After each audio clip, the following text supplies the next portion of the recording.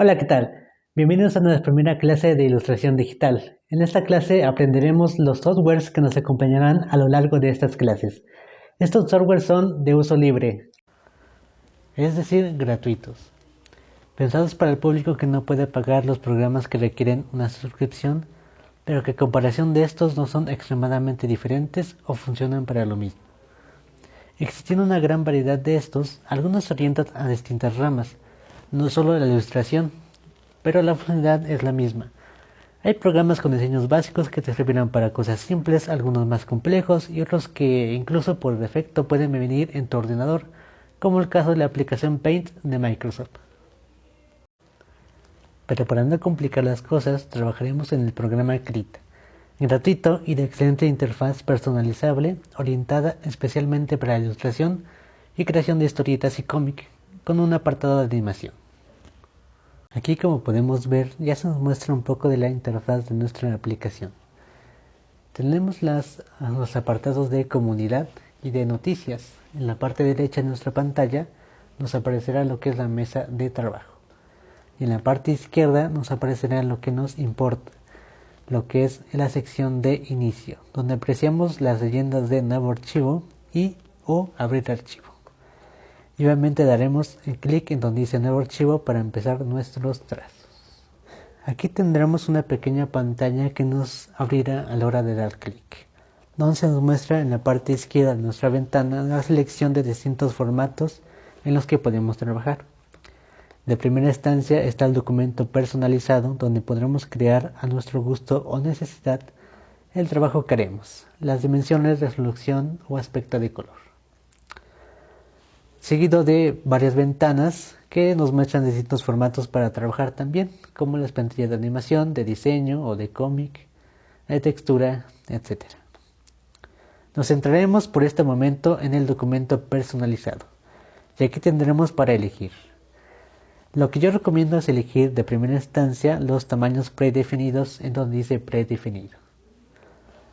Los tamaños con la letra A corresponden a los tamaños que yo más recomiendo. Los A4 o el A4 con 300 ppi, que significa píxel por pulgada. El A4 es el tamaño carta, que comúnmente se le conoce así. Y los 300 ppi son indispensables si es que queremos después imprimir nuestro documento. Con una orientación vertical que aparece seguido de los tamaños, nos vamos a lo que es el apartado del color. Aquí solamente cambiaremos, si es que tenemos que cambiarle, al modelo CMYK, que esto nos permitirá que a la hora de imprimir el trabajo los colores sean lo más parecido a lo que nos aparece en la pantalla.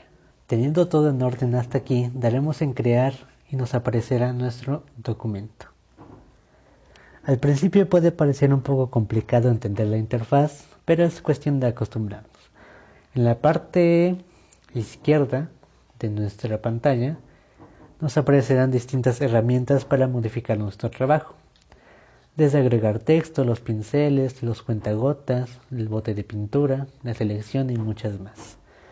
Algo de utilidad es que a la hora de apuntar nuestro clic o nuestro mouse, en cada icono nos aparecerá un pequeño texto de qué es lo que es esta herramienta.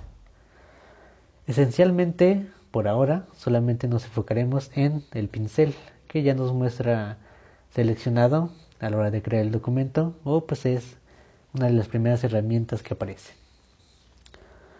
En la parte de arriba de las ventanas tenemos lo que son descriptivos del pincel. Nos aparecen varias opciones, como es la de editar, la de la imagen, la de la capa, seleccionar y muchas más. No tomaremos mucha importancia a estas selecciones por ahora.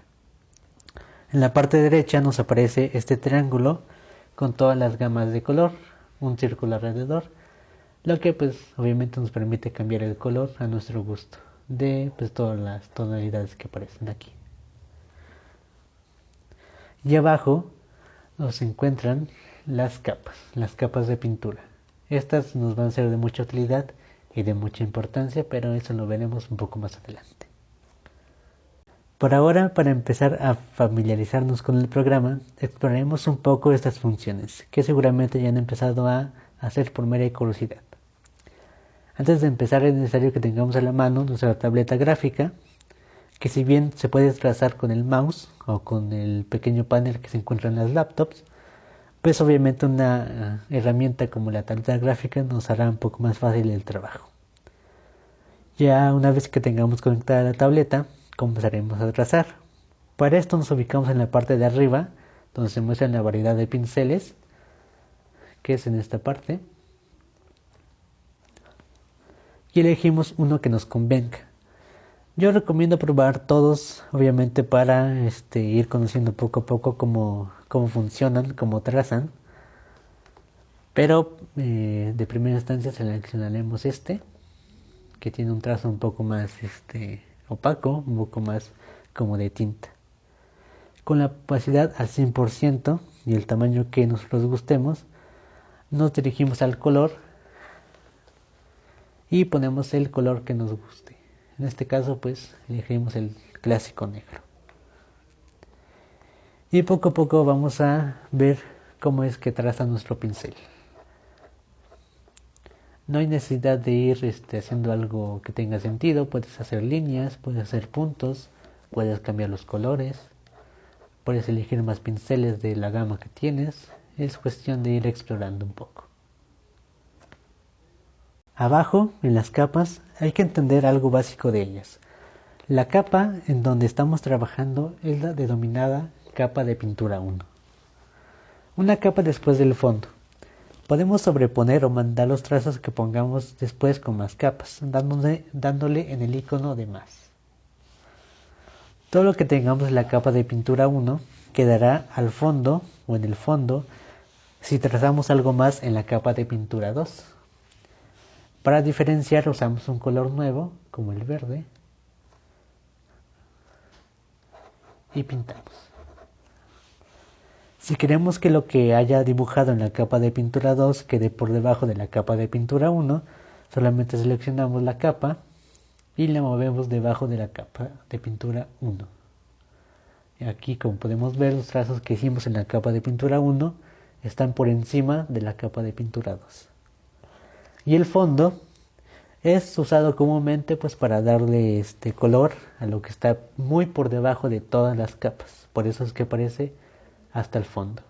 Aquí seleccionamos el candadito para desbloquear la capa y nos vamos al bote de pintura que aparece en la fila del pincel hasta abajo, casi a la mitad. Y con otro color diferente le damos en la capa del fondo, esperamos y todo lo que está en la capa del fondo se nos pintará de ese color.